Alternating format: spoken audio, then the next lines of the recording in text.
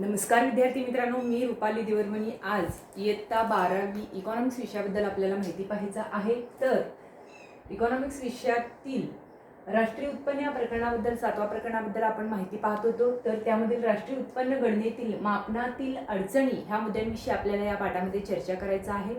तर राष्ट्रीय उत्पन्न गणनेतील मापनाच्या अडचणीमध्ये राष्ट्रीय उत्पन्नाचं मापन करणे अतिशय अवघड आणि क्लिष्ट काम आहे.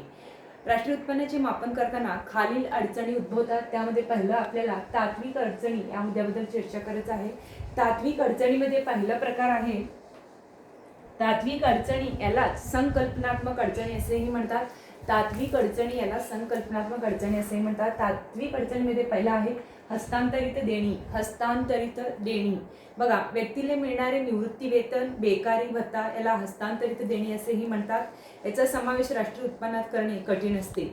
म्हणजे कारण एका बाजूने हे व्यक्तीला मिळणारे उत्पन्न असते तर दुसऱ्या बाजूने तो सरकारचा खर्च असतो. म्हणून अशी हस्तांतरित देणी म्हणजे राष्ट्रीय उत्पन्नात मोजली जात नाहीत.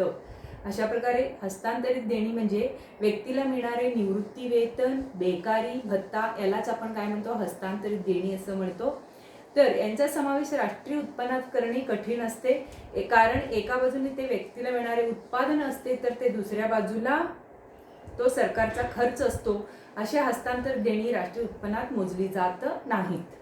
दुसरं आहे बेकायदेशीर व्यवहारापासून मिळणारे उत्पादन. बेकायदेशीर व्यवहारांपासून मिळणारे उत्पादन बघा, जुगार म्हणा, काळ्या बाजारातील खरेदी विक्री, तस्करी इत्यादी बेकायदेशीर व्यवहारांपासून मिळणाऱ्या उत्पन्नाचा समावेश राष्ट्रीय उत्पन्नात केला जात नाही. अशा सर्व वस्तूंना मूल्य असते व त्या उपभोक्त्याच्या गरजा देखील भागवितात. अशा उत्पन्नात सरकारी मान्यता नसल्याने त्याचा समावेश राष्ट्रीय उत्पन्नात केला जात नाही. तेवढ्या प्रमाणात राष्ट्रीय उत्पन्नाचे न्यून अनुमान होते. अशा प्रकारे बेकायदेशीर व्यवहारापासून मिळणारे उत्पन्नाचं मोजणी सुद्धा राष्ट्रीय उत्पन्नात करता येणार नाही. हे सुद्धा काय आहे, राष्ट्रीय उत्पन्न मापनातील महत्त्वपूर्ण अडचणी आहे तात्विक अडचणीमध्ये. तिसरा आहे विनामूल्य सेवा. बघा, राष्ट्रीय उत्पन्नाचे मोजमाप नेहमीच पैशात केले जाते, परंतु बऱ्याच वस्तू व सेवा अशा असतात की ज्याचे मूल्य पैशात करता येत नाही किंवा पैशात ते मोजता येत नाही. उदाहरण म्हणजे छंद म्हणा, छंद म्हणून व्यक्तीने काढलेली चित्रे म्हणा, आईने मुलांचे केलेले संगोपन म्हणा इत्यादी सेवा राष्ट्रीय उत्पन्नात मोजल्या जात नाहीत. कारण या सेवांचा मोबदला दिला जात नाही.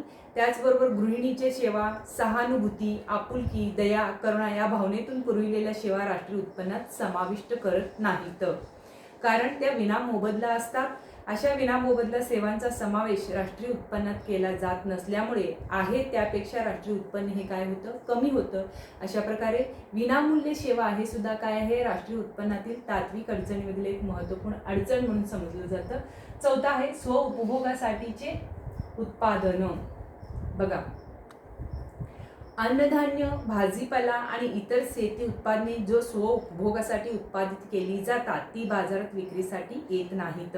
पण अशा वस्तूचे मूल्य बाजारभावानुसार निश्चित करून अशा वस्तूंची अंदाजे किंमत राष्ट्रीय उत्पन्नात समाविष्ट केली जाते. अन्नधान्य म्हणा, भाजीपाला आणि इतर शेती उत्पादने जी स्वउपभोगासाठी उत्पादित केली जातात ती बाजारात विक्रीसाठी येत नाहीत. पण अशा वस्तूचे मूल्य बाजारभावानुसार निश्चित करून अशा वस्तूची अंदाजे किंमत राष्ट्रीय उत्पन्नात समाविष्ट केली जाते. पुढचं आहे परकीय कंपन्यांचे उत्पन्न. परकीय कंपन्यांचे उत्पन्न बघा, आंतरराष्ट्रीय नाणेनिधी या संघटनेच्या मते परकीय कंपन्या ज्या देशात उत्पादन करतात त्या उत्पादित वस्तूंचा समावेश त्या देशाच्या राष्ट्रीय उत्पन्नात केला जातो. परकीय कंपन्यांना होणारा नफ्याचा समावेश मात्र त्याच्या मूळ देशाच्या राष्ट्रीय उत्पन्नात केला जातो. अशा प्रकारे आंतरराष्ट्रीय नाणेनिधी या संघटनेच्या मते परकीय कंपन्या ज्या देशात उत्पादन करतात त्या उत्पादित वस्तूचा समावेश त्या देशाच्या राष्ट्रीय उत्पन्नात केला जातो. परकीय कंपन्यांना होणाऱ्या नफ्याचा समावेश मात्र त्यांच्या मूळ देशाच्या राष्ट्रीय उत्पन्नात केला जातो. पुढचं आहे सरकारी क्षेत्र. बघा, शासनाकडून संरक्षण, सार्वजनिक प्रशासन, कायदा आणि सुव्यवस्था इत्यादी अनेक सार्वजनिक सेवा पुरविल्या जातात. अशा सार्वजनिक सेवांचे मूल्य निश्चित करणे अवघड असते, कारण अशा सेवांचे वास्तव मूल्य माहीत नसते. म्हणून अशा सार्वजनिक सेवा अंतिम सेवा म्हणून राष्ट्रीय उत्पन्नात समाविष्ट केल्या जातात.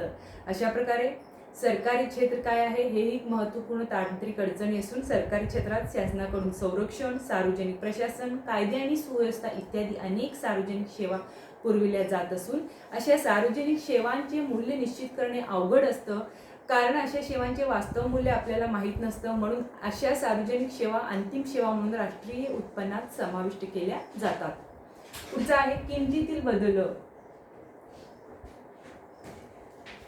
बघा, किमतीत होणाऱ्या बदलामुळे राष्ट्रीय उत्पन्नाचे मापन करताना अडचणी येतात. देशातील वस्तू आणि सेवांच्या किमती वाढल्या तर बाजार किमतीनुसार राष्ट्रीय उत्पन्नात वाढ झाल्याचे दिसून येते. म्हणजे देशातील वस्तुरूप उत्पादन कमी झाले तरी किंमत वाढीमुळे देशाच्या राष्ट्रीय उत्पन्नात काय होतं, वाढ होतं. अशा प्रकारे किमतीतील बदल हे सुद्धा काय आहे, राष्ट्रीय उत्पन्नाच्या मापनातील अडचणीतील तात्विक अडचणीमध्ये शेवटचा आणि महत्त्वपूर्ण अडचण आहे. किमतीत होणाऱ्या बदलामुळे काय होतं, राष्ट्रीय उत्पन्नाच्या मापन करताना अडचणी येतात. देशातील वस्तू आणि सेवांच्या किमती वाढल्या तर बाजार किमतीनुसार राष्ट्रीय उत्पन्नात वाढ झाल्याचं दिसून येतं. म्हणजे देशातील वस्तुरूप उत्पादन कमी झाले तरी किंमत वाढीमुळे देशाच्या राष्ट्रीय उत्पन्नात काय होतं, वाढ होतं. अशा प्रकारे किमतीतील बदल सुद्धा हे काय आहे, तात्विक अडचण आहे. आता आपण पुढं व्यवहारिक अडचणी पाहणार आहोत. आता आपण काय पाहिलो, राष्ट्रीय उत्पन्न गणनेतील मापनातील अडचणीमध्ये तात्विक अडचणी पाहिलो. त्यामध्ये किती आहेत, एक आहे हस्तांतरित देणे आहे, दुसरं बेकायदेशीर व्यवहारापासून मिळणारे उत्पादन आहे, तिसरं आहे विनामूल्य सेवा आहे, चौथा आहे स्व उपभोगासाठीचे उत्पादन आहे, पाचवा आहे परकीय कंपन्यांचे उत्पन्न आहे, सहावा आहे सरकारी क्षेत्र आहे, सातवा आहे किमतीतील बदल आहे. आता आपण तात्विक अडचणीनंतर व्यवहारिक अडचणी पाहूयात.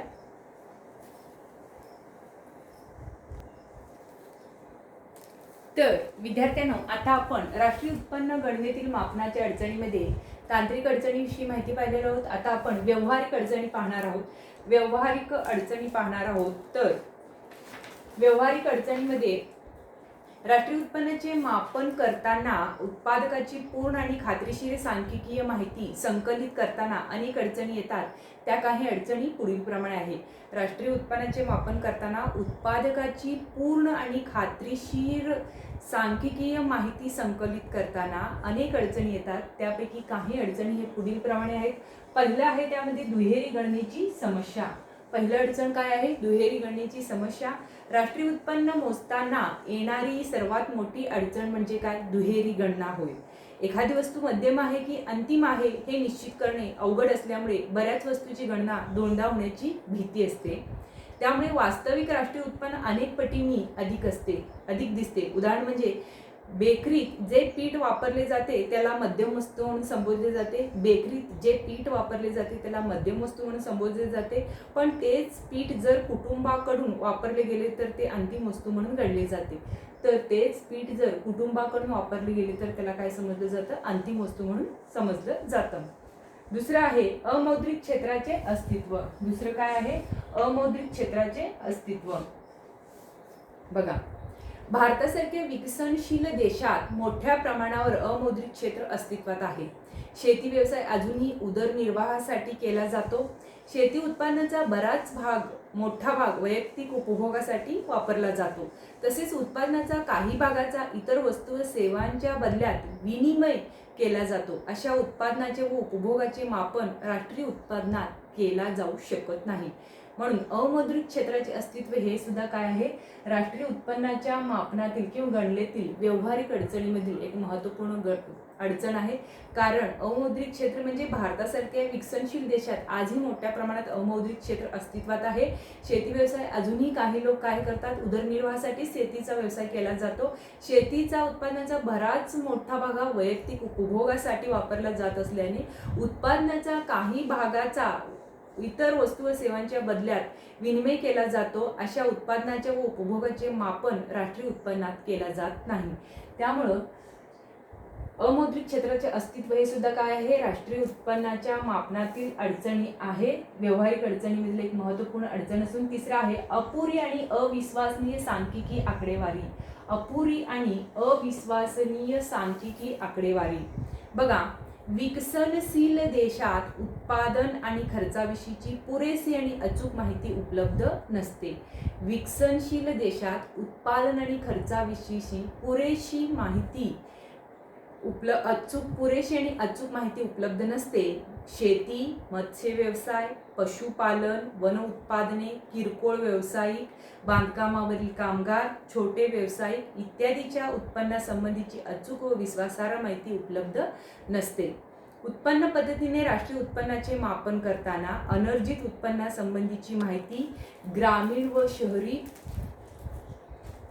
भागातील उपभोग आणि गुंतवणुकीचा खर्च याची देखील माहिती आपल्याला उपलब्ध नसते. त्यामुळे राष्ट्रीय उत्पन्नाची नेमकी आकडेवारीच उपलब्ध होत नाही. अशा प्रकारे अपुरी आणि अविश्वसनीय सांख्यिकीय आकडेवारी हे सुद्धा काय आहे, व्यावहारिक अडचणीमध्ये दिसून येतं. विकसनशील देशात उत्पादन आणि खर्चाविषयीची पुरेशी आणि अचूक माहिती उपलब्ध नसते. शेती म्हणा, मत्स्य व्यवसाय, पशुपालन, वन उत्पादने, किरकोळ व्यवसाय, बांधकामावरील कामगार, छोटे व्यवसाय इत्यादीच्या उत्पन्नासंबंधीची अचूक व विश्वासार्ह माहिती उपलब्ध नसते. उत्पन्न पद्धतीने राष्ट्रीय उत्पन्नाचे मापन करताना अनर्जित उत्पन्नासंबंधीची माहिती, ग्रामीण व शहरी भागातील उपभोग व गुंतवणुकीचा खर्च म्हणा यांची देखील माहिती उपलब्ध नसते. त्यामुळे राष्ट्रीय उत्पन्नाची नेमकी आकडेवारीच आपल्याला उपलब्ध होत नाही. अशा प्रकारे अपुरी आणि अविश्वसनीय सांख्यिकीय आकडेवारी ही सुद्धा काय आहे, राष्ट्रीय उत्पन्नाच्या मोजणीतील किंवा गणनेतील व्यावहारिक अडचणीमधील एक महत्त्वपूर्ण अडचण असून चौथा आहे घसारा. चौथी अडचण आहे घसारा. बघा, भांडवली वस्तूच्या वापरामुळे भांडवली वस्तूची जी झीज होते त्याचे मापन करणे अवघड असते. भांडवली वस्तूच्या वापरामुळे भांडवली वस्तूंची जी झीज होते त्याचे मापन करणे अवघड असते. उत्पादन प्रक्रियेमध्ये वापरल्या जाणाऱ्या भांडवली वस्तू व यंत्रसामग्रीची होणारी झीज म्हणजे घसारा होय. उत्पादन प्रक्रियेमध्ये वापरल्या जाणाऱ्या भांडवली वस्तू व यंत्रसामग्रीची होणारी झीज म्हणजे घसारा होय. भांडवली वस्तू व यंत्रसामग्रीची होणारी झीज भांडवली मालमत्तेचे तांत्रिक आयुष्य, भांडवली वस्तूचा वापर, वस्तूचे स्वरूप, वस्तूचे नियमित आणि काळजीपूर्वक देखभाल इत्यादी अनेक गोष्टींवर ते काय असते, अवलंबून असते. भांडवली वस्तू वेगवेगळ्या प्रकारचे असल्यामुळे घसारा मोजण्यासाठी एकसमान, सामायिक, स्वीकार्य असे प्रमाणदर अस्तित्वात नाही. घसारा मोजण्यासाठी बऱ्याच गोष्टी गृहीत धराव्या लागतात. त्यामुळे घसाऱ्याची अचूक रक्कम उपलब्ध होणे अवघड असते. अशा प्रकारे भांडवली वस्तूच्या वापरामुळे भांडवली वस्तूची जी झीज होते त्याचे मापन करणं अवघड असते. उत्पादन प्रक्रियेमध्ये वापरल्या जाणाऱ्या भांडवली वस्तू व यंत्रसामग्रीची होणारी झीज म्हणजे त्यालाच आपण काय म्हणतो, घसारा असं म्हणत असून भांडवली वस्तू व यंत्रसामग्रीची होणारी झीज भांडवली मालमत्तेचे तांत्रिक आयुष्य, भांडवली वस्तूचा वापर, वस्तूचे स्वरूप, वस्तूची नियमित आणि काळजीपूर्वक देखभाल इत्यादी अनेक गोष्टीवर ते काय असते, अवलंबून असते.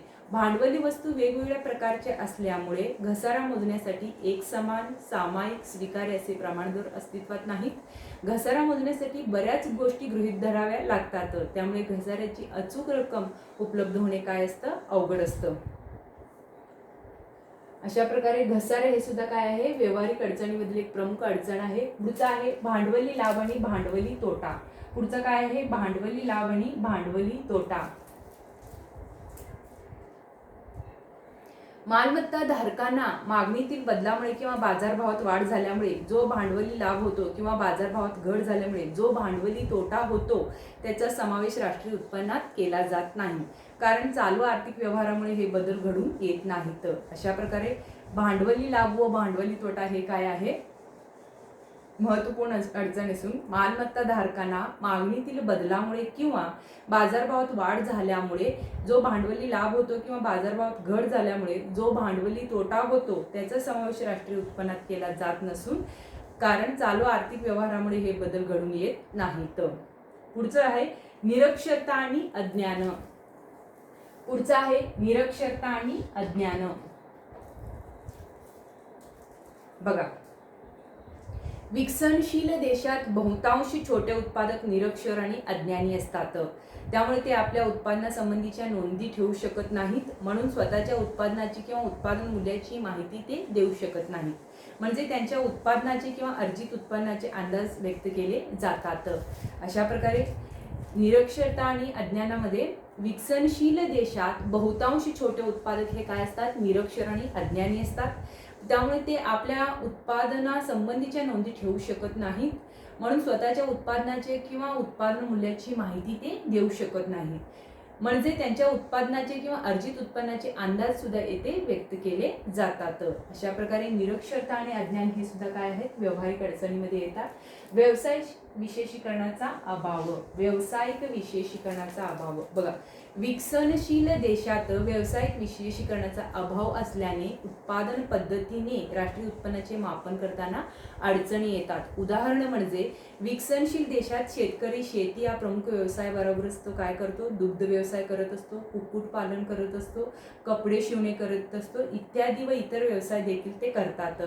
इतर व्यवसायापासून मिळणाऱ्या उत्पन्नाची माहिती राष्ट्रीय उत्पन्नाचे मापन करताना दिली जात नाही, त्यामुळे देशाचे खरे उत्पन्न हे समजत नाही.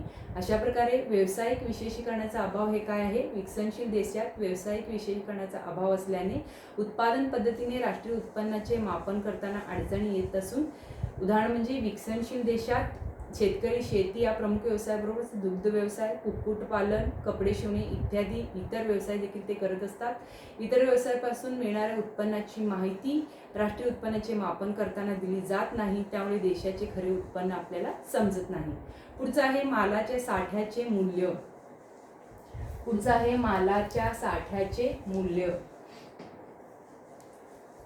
उत्पादकाकडे कच्चा माल, मध्यम वस्तू, अर्धसिद्ध वस्तू, अंतिम वस्तू यांचा असणारा साठा म्हणजे माल साठा होय. उत्पादकाकडे कच्चा माल, मध्यम वस्तू, अर्धसिद्ध वस्तू, अंतिम वस्तू याचा असणारा साठा म्हणजे मालसाठा होय. मालसाठ्याच्या मूल्यात होणाऱ्या सकारात्मक आणि नकारात्मक बदलाचा समावेश स्थूल राष्ट्रीय उत्पादनात केला जातो. मालसाठ्याच्या मूल्यात होणाऱ्या सकारात्मक आणि नकारात्मक बदलाचा समावेश स्थूल राष्ट्रीय उत्पादनात केला जातो. मालसाठ्याच्या मूल्यमापनात झालेली चूक अंतिम वस्तूच्या मूल्यात बदल करू शकते, म्हणून मालसाठ्याचे मूल्यमापन काळजीपूर्वक करावे लागते. अशा प्रकारे मालसाठ्याच्या मूल्यामध्ये उत्पादकाकडे कच्चा माल, मध्यम वस्तू, अर्धसिद्ध वस्तू आणि अंतिम वस्तू यांचा असणारा साठा म्हणजे त्यालाच आपण मालसाठा असं म्हणतो. मालसाठ्याच्या मूल्यात होणाऱ्या सकारात्मक आणि नकारात्मक बदलाचा समावेश राष्ट्रीय उत्पादनात केला जातो. मग मालसाठ्याच्या मूल्यमापनात झालेली चूक अंतिम वस्तूच्या मूल्यात बदल करू शकते, म्हणून मालसाठ्याचे मूल्यमापन काळजीपूर्वक करावे लागते. अशा प्रकारे इथे आपण राष्ट्रीय उत्पन्न गणनेतील मापनाच्या अडचणी पाहिलोत. गेल्या वेळेला आपण तांत्रिक अडचणी पाहिलोत, आता व्यावहारिक अडचणी पाहिलेल्या आहोत. त्यामध्ये पहिला आहे व्यावहारिक अडचणीमध्ये दुहेरी गणनेची समस्या आहे. दुसरा आहे अमौद्रिक क्षेत्राचे अस्तित्व आहे. तिसरा आहे अपुरी आणि अविश्वसनीय सांख्यिकी आकडेवारी आहे. चौथा आहे घसारा आहे. पाचवा आहे भांडवली लाभ किंवा भांडवली तोटा आहे.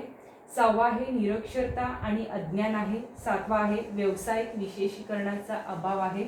आठवा आहे मालाच्या साठ्याचे मूल्य आहे. अशा प्रकारे आजच्या तासाला आपण राष्ट्रीय उत्पन्न गणनेतील किंवा मापनातील अडचणी पाहिलेल्या आहोत. अशाच प्रकारे व्हिडिओ पाहत राहा, लाईक करा, शेअर करा, सबस्क्राईब करा आणि कमेंट करा. नमस्कार.